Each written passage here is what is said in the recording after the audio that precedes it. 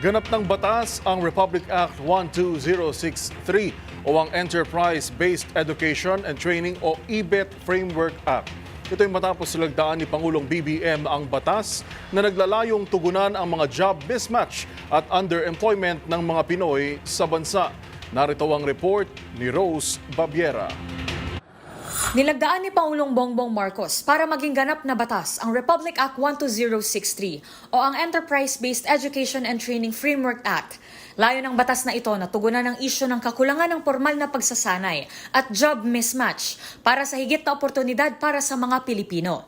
Target nitong pataasin ang kapasidad at kakayahan ng mga manggagawa at palakasin ang labor force para makasabay ang mga ito sa pandaigdigang pamantayan. At its heart, the EBET Framework Act aims to provide Filipino workers with accessible and relevant skills training, bridging the capabilities of individuals with the demands of industry.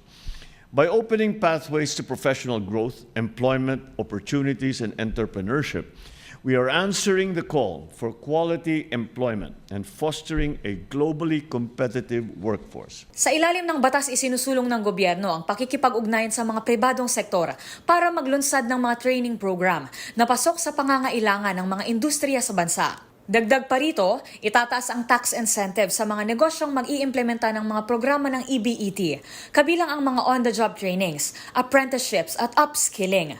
Inaasahan ng Pangulo na sa pamamagitan ng batas na ito, patuloy pang gaganda ang lagay ng trabaho sa bansa, na nakitaan na ng pagbuti sa employment at unemployment rates sa nakalipas na 3 buwan.